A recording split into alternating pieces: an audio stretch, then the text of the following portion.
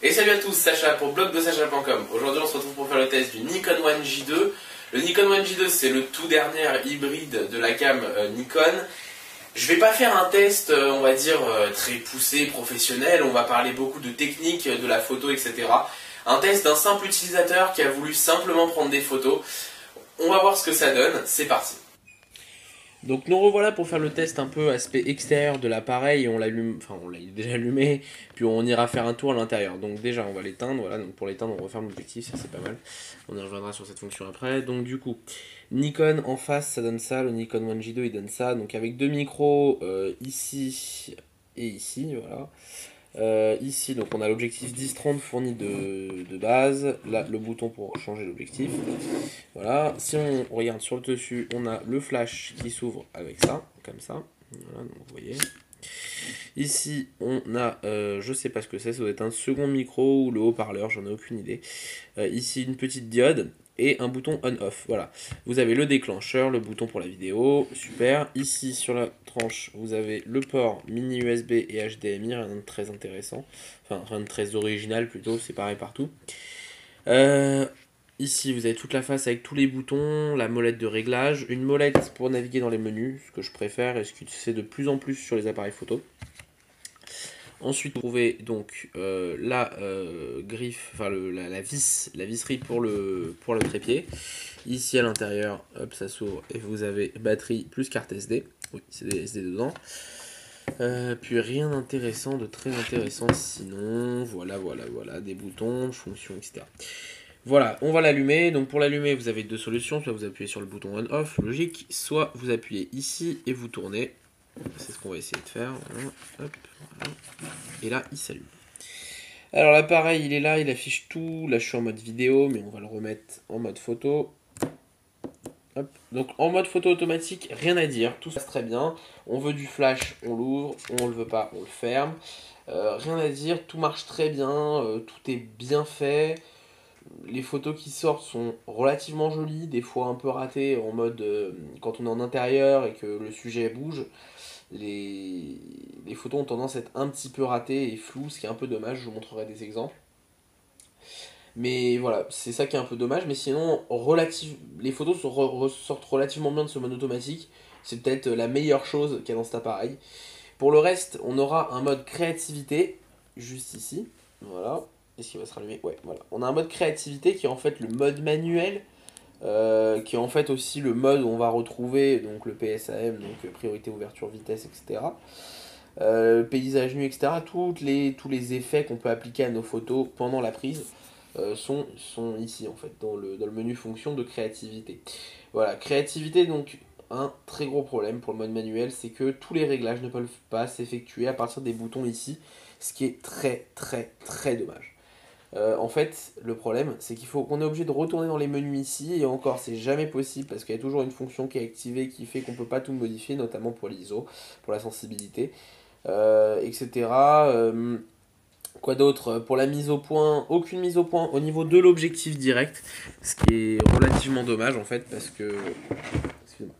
Ce qui est relativement dommage, parce que du coup, ça fait pas vrai réflexe, quoi. Donc c'est un peu bizarre, je trouve, ce mode de fonctionnement. Mais donc du coup, c'est un réflexe sans en être un.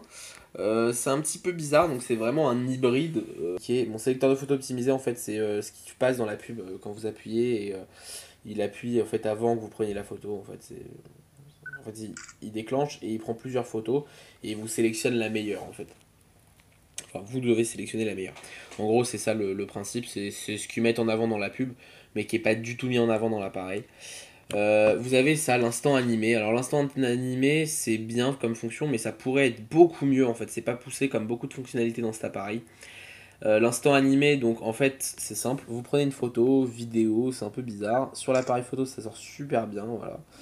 Mais une fois rendu sur l'ordi, ça sort pas du tout bien. Je vais vous montrer. Là, c'est sur l'appareil, ça fait petite musique, genre très sympa. Attendez. Tac, voilà. Voilà, donc avec un petit mouvement comme ça, et donc là ça prend la photo après. Intéressant, mais très bizarre, parce qu'on sait pas à quoi ça sert dans le fond, et surtout, C'est pas très utile, puis en plus sur l'ordi ça sort pas avec la petite musique et tout, enfin, c'est un peu bizarre. Voilà, ensuite on a fait le mode créativité, on passe au mode vidéo. Le mode vidéo est relativement bien, je trouve qu'il filme assez bien. Pour le coup, rien de spécial à dire, mis à part le fait que bon, bah, la mise au point pendant la vidéo, c'est pas super bien comparé à d'autres appareils. Puis on va dire que c'est mieux que c'est beaucoup mieux que le Sony Xperia S. Bon, c'est un photophone, mais même c'est beaucoup mieux. Parce que bon, le Xperia S a pas mal de problèmes au niveau de la mise au point, mais sinon, enfin, je trouve que pendant la vidéo, la mise au point n'est pas top. Je prends l'exemple du Xperia S avec l'appareil que je suis en train de filmer actuellement. Voilà. Les menus, je les trouve pas super. Ça, c'est en général, hein, pas que dans la vidéo, je les trouve pas super bien. Faut naviguer comme ça, etc. Voilà, c'est pas top. Je suis plus fan d'un écran tactile pour ces appareils-là. Parce que bon, c'est un grand écran et tout. Puis voilà. Alors, il y a les paramètres. Donc, on peut faire de la 720p en 60 images secondes, donc la 60p. Il fait pas de 1080p, il fait de la 1080i, ce qui est un petit peu différent. Il fait de la 1080p, mais à 30 images secondes, excusez-moi. Voilà, donc pour le mode ralenti, je suis un petit peu déçu. Donc, ça se trouve ici, le mode ralenti, voilà. Je suis un petit peu déçu parce qu'il faut absolument beaucoup de lumière pour que ça soit bien, ou il faut que ce soit dehors. C'est très décevant parce que pour faire la vidéo du robinet que vous avez vu, j'ai dû rajouter une lampe à côté et vous avez vu que c'est quand même pas mal sombre, ce qui est un petit peu dommage. Donc du coup je suis un petit peu déçu par cette fonctionnalité qui aurait pu être géniale si elle avait bien été faite. C'est un peu comme ça, comme je vous disais tout à l'heure pour l'instant animé, ça aurait pu être génial mais ça a mal été fait. Donc du coup c'est pas top. Voilà. Je vais vous montrer quelques exemples. Alors ça peut être pratique ce mode ralenti pour faire une présentation d'un objet, un espèce de petit travelling à l'américaine. Donc vous passez lentement l'appareil au-dessus de l'objet que vous voulez et en fait le fait que ce soit en ralenti, bah, comment dire, ça fait un effet fluide et très joli. Sinon vous pouvez vous en servir donc pour ouvrir votre robinet et voir que votre robinet bah, il s'ouvre pas exactement comme vous le voyez à l'œil nu, c'est assez intéressant. Puis sinon vous pouvez vous en servir comme ça pour faire un ralenti d'un mec qui saute ou un truc comme ça. Ça peut être pratique, mais encore une fois c'est plus utile en extérieur qu'en intérieur parce qu'en extérieur il y a plus de lumière qu'en intérieur. Et en intérieur il faut absolument rajouter beaucoup de lumière pour que ça marche. D'autant plus que la qualité qui sort sur l'ordinateur n'est pas très jolie. Et les images sont très petites et pas belles quoi, c'est pas du tout de la HD. Bon, c'est compréhensible bien sûr, puisque l'appareil n'est pas assez puissant pour fournir 400 images par seconde d'un flux HD. Donc c'est compréhensible, mais à ce niveau-là, c'est pas très bien poussé, je trouve. Voilà, c'est tout pour le test du Nikon One J2. J'espère que ça vous a plu. Vous avez vu donc que l'appareil n'est pas poussé au maximum de ce qu'il pourrait faire, ou du moins n'est pas aussi bien que tous les autres hybrides sortis dans la gamme. J'ai pas spécialement aimé tout ça. Moi, ce qui m'a déplu aussi, c'est son petit objectif fourni, un 10-30, alors que les autres sont fournis avec des objectifs un peu plus grands. Voilà, la vidéo, notamment sur les ralentis, intègre beaucoup de bruit et une très faible qualité. Le fait de ne pas pouvoir faire de mise au point au niveau de l'objectif manuellement. Plein de petites choses comme ça qui font que l'appareil n'est pas forcément celui vers lequel je me dirigerais. Je me dirigerais plus vers un Sony Nex.